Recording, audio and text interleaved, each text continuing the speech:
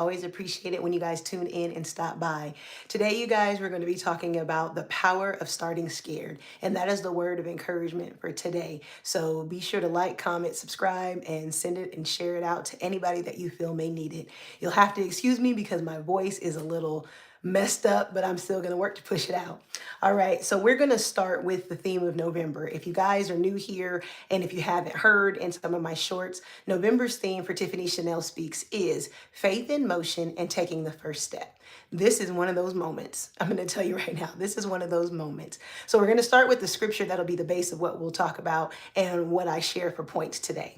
So the scripture is going to be Joshua 1:9, and it reads, "Have I not commanded you? Be strong and of good courage. Do not be afraid nor dismayed, for the Lord your God is with you wherever you go." So this is going to be our basis and our platform. All right. So why am I sharing this? Because I want to let you know that there are times that we are scared and that we are afraid. And there are times that makes us not want to move or do what it is that we want to do, desire to do, or even what it is that God calls us to do. So then what does that look like? So what happens, you guys, when we're scared? When we get scared, think about the response and reaction that you have. What do you do? What I want to share with you are the three things that we probably have often heard when we were in our younger days, right? We have the fight, flight, or freeze response. Okay, so what happens in the flight response? That means we're running away, we are abandoning something, or we're avoiding it. We don't want to face anything head on. We want to not have anything to do with it. Okay, the second is the fight response. We're ready to throw bows. I don't know if people still say that, but that's what we used to say back in the day when I was growing up. And we're in the state of where we face it or we are acting aggressively or have a response toward it. We're moving toward the thing that makes us scared, the thing that makes us uncomfortable instead of running away from it. And then the third response is freeze. We become immobile, we become paralyzed, and we don't make no moves. All right. So let me share a quick story or testimony for you all about the fight, flight, or freeze or being scared. 5 years ago, I started Tiffany Chanel Speaks. I went through a program that was a mentorship program, and I felt that there was a call on my life. I like to encourage and uplift people to the best of my ability. Okay. And so what happened is when I went through this program and I graduated and got a certificate from this course, what then happened is I started my business. It helped me learn how to begin something from beginning to end, how to establish a platform, what does that look like, and what happens. And I was able to accomplish those things because I'm sometimes a very linear person. You tell me this is the next step, so this is the next step I'm going to take. It's the next thing that I'm going to do. But what happened along the way is I got what a lot of people probably have is that imposter syndrome. I still feel it today. I didn't feel like I was worthy or valuable or able to do that. And I couldn't keep myself disciplined and I couldn't keep myself accountable. And so what happened in 2020 when I started Tiffany Chanel Speaks, I created the website, I created the business platform, and I'm actually not even doing what it is that I intended to do. I started in a whole nother direction. But here I am today, 5 years later. I'm standing and sitting or talking in front of you all, and some of you I know, and some of you I don't. And I didn't do those things back in the day because I was afraid. I was scared. I didn't think that I could do it. I didn't think that I could accomplish it. I didn't think that I had the capacity, nor did I have the willpower. But one of the things that was probably the biggest difference for me, quite frankly, is the fact that I didn't really center God around it. I just said, okay, this is what I think I'm supposed to do because these are the things that I learned, and I put application to it, but God wasn't in the center of it all for me. So I did it afraid, I did it nervous, I did it scared, and I'm still doing that right here and right now. But the testimony is that I'm putting and placing it to action and I'm showing up. So Tiffany Chanel Speaks is being rebranded and is being rebirthed. And I'm so excited and proud of myself about that. But now I have to keep doing my job. I got to keep doing the work. I got to keep showing up. I got to keep coming up no matter what somebody says, thinks, or has an opinion about. All right. So the power of starting scared. Let's keep going a little bit further with that. When you are scared, our body is already designed to react. And it's designed to react to be able to protect us. So if you see me looking down, I'm just looking at my notes. The sympathetic nervous system, okay? I'm not all scientific, but I mean, there's just some realness to the things that we do and the world we live in. So the sympathetic nervous system activates to warn the brain that there is a threat, and it prepares our body for a response or a reaction. Okay? So I want you to hold on to that. And the reason why I say that is because I just shared about the freeze, flight, or fight response that people often or we tend to have. Well, when it came to the testimony that I just gave you about what I am rebirthing and regrowing, I had the freeze response. I just stopped. I didn't do anything. I became immobile. I became paralyzed. And I was like, I guess I'm going to just let it fade to black. And that's exactly what I did. Tiffany Chanel Speaks went silent. She didn't, I didn't continue on. I didn't put my best foot forward, and I stopped because I was afraid and I was scared. But what that did though, is it also paused God to be able to move. He said, I chose you as the vessel. I gave you some instructions and I told you this is what I want you to do, but you stopped. So then what does that mean? So let's go back to Joshua 1:9. The first thing I want to talk to you about is command. There was a commandment. The first sentence says in Joshua 1:9, have I not commanded you? Well, what is a command, first of all? So a command is to give orders, direction, or instruction. This story is coming from the book of Joshua. And if you don't know it, basically a quick synopsis is that Joshua is now taking over for Moses. Moses has now passed and he is no longer being allowed to enter into the promised land because of his disobedience. The things that he was told that he needed to do by God, and he didn't carry those actions out. Okay, so Joshua is now taking the reins and he is the next person that is getting ready to lead them into it. Okay, I want you to hold on to that because he was given a command, he was given an instruction, and he was given direction. So what happens here? There's two options that you end up having. Whoever you are, whatever this is for you, whatever crossroads or path that you come into, what is it that God is giving you orders about? Think about it. Okay, so your two options are either to obey or to disobey. There really is not too much of a gray area when it comes to God. He's either asking you to do something or not. And then you have the option on what is it you're going to do. Are you going to respond to what it is that God said, or are you going to not act? Are you going to have the flight, fight, or freeze response? Okay, so where are we going from here? What happens when you're scared? Well, you feel vulnerable. And when you tend to feel vulnerable, you feel like you're not covered, you don't feel like you're protected, and you essentially feel naked. And now I'm using that term in such a broad situation, but specifically what I kind of want to share about what does nakedness feel like?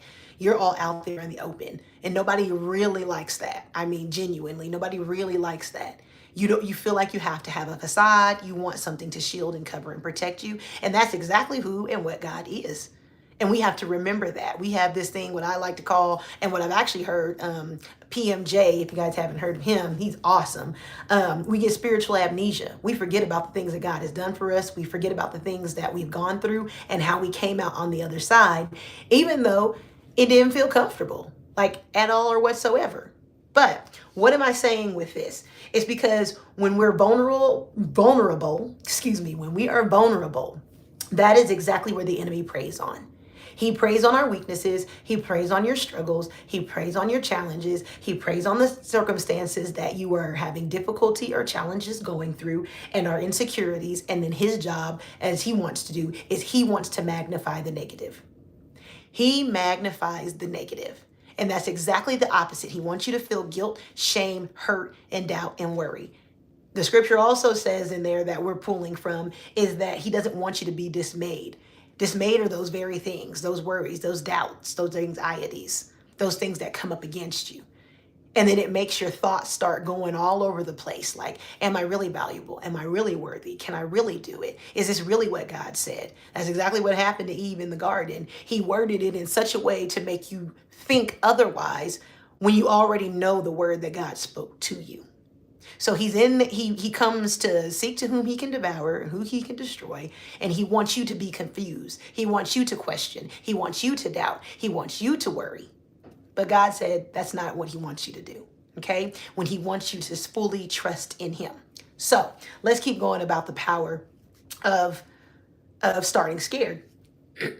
So the next thing I want to share is, what is power? Okay. Power is possession. This is the one I'm going to pull that spoke the most to me while I was working through this. The power of possession of control, authority, or influence. God is all of those things. God is all of those things over the universe, over the world, over everything, over every single being, right? Okay. So when you have the power of starting scared, let's define the word start. Start is to begin a course or journey, or to begin an activity or an undertaking. This right here with Tiffany Chanel Speaks is an undertaking. I don't know who's coming. I don't know who cares. I don't know if anybody does.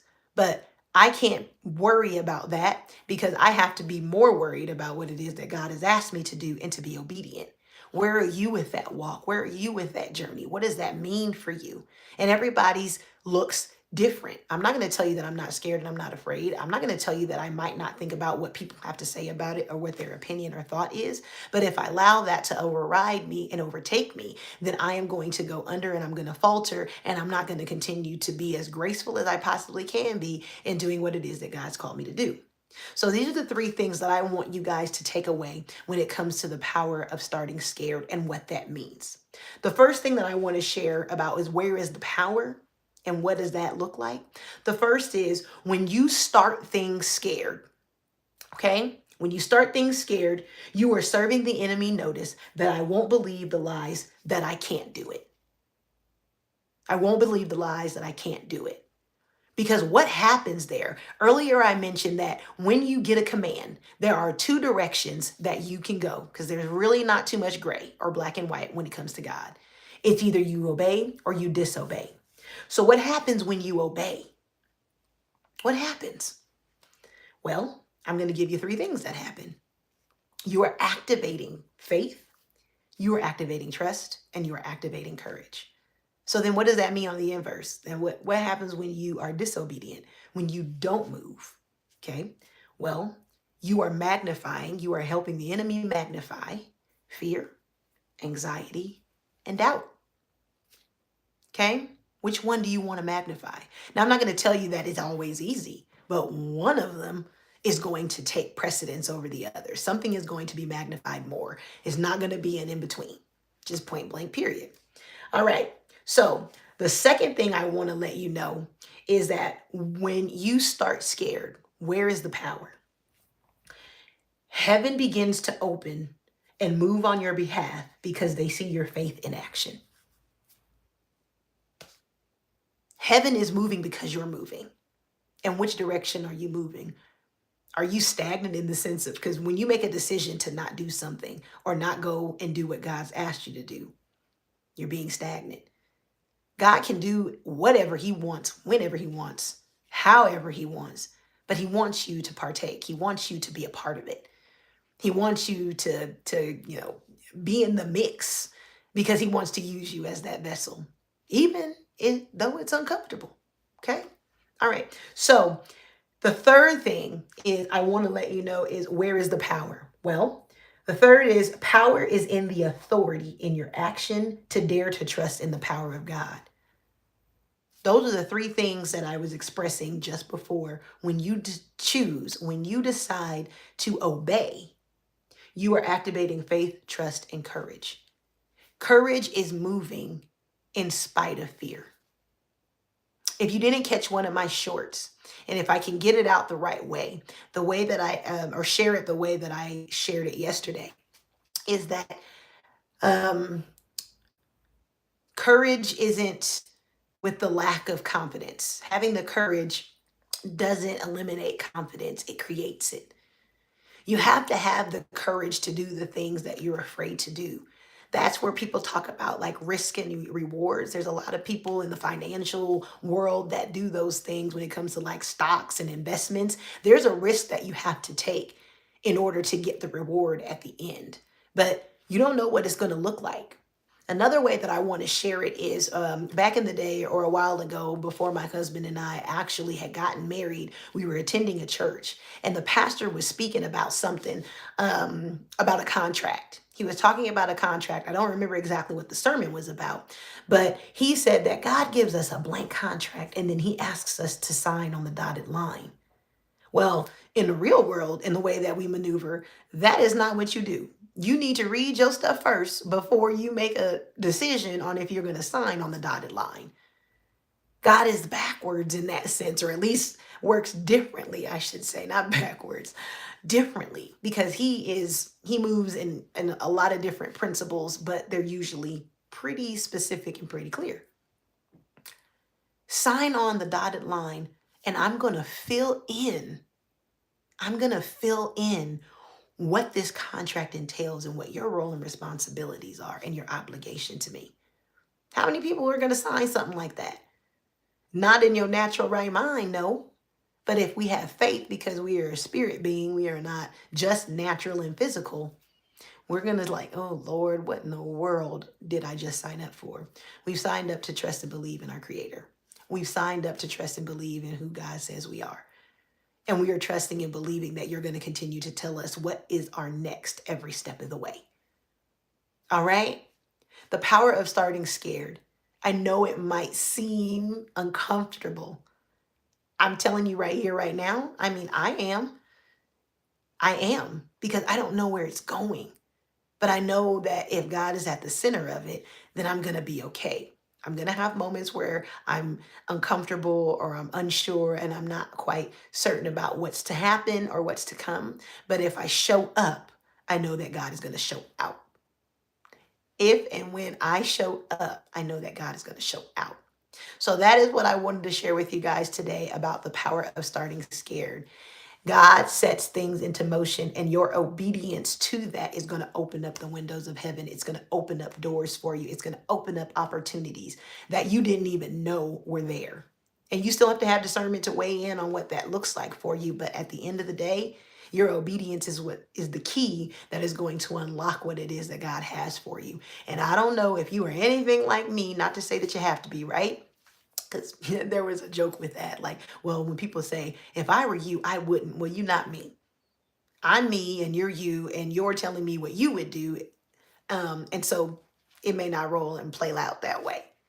But I'm telling you that there are so many doors that can open up, because what does that do? Your obedience opens up more opportunities. Because if y'all know Michael Jordan, right? You miss 100% of the shots that you don't take. Well, those are for sure misses because they're not going in. You didn't even make an attempt. You didn't make an effort. So we know for sure it's not going to work. But what if you shoot 50 shots? What if you shoot 50 shots and you make 30 of them? That's better than zero. That's better than nothing. You took your shot. You took a chance. You took a risk. You did it scared. You did it naked and afraid. And God was like, I've got you covered. Where you feel like you have those insecurities, yes, they're there, but I'm going to help walk you through it with them and make you stronger in the areas that you never knew that you could be. All right? The power of starting scared, the power of starting scared, the power of starting scared. What is one thing this week? What is one thing today? What is one thing this month? What is one thing for the rest of the year that you know that you have been asked to do or you need to do, but you're afraid to do it? How are you going to overcome that hump? Think about the 3 things that I shared. Pray on everything. Don't do it without him. Don't do it without him. God's got you. I appreciate you all. Be sure to like, comment, subscribe, and share to anybody that you feel could use a word of encouragement. And I appreciate each and every one of you that tunes in. God bless you all. Y'all take care out there. And as I always say, be blessed. All right. I'm going to make sure I can get off the right way this time. Talk to y'all soon. Peace.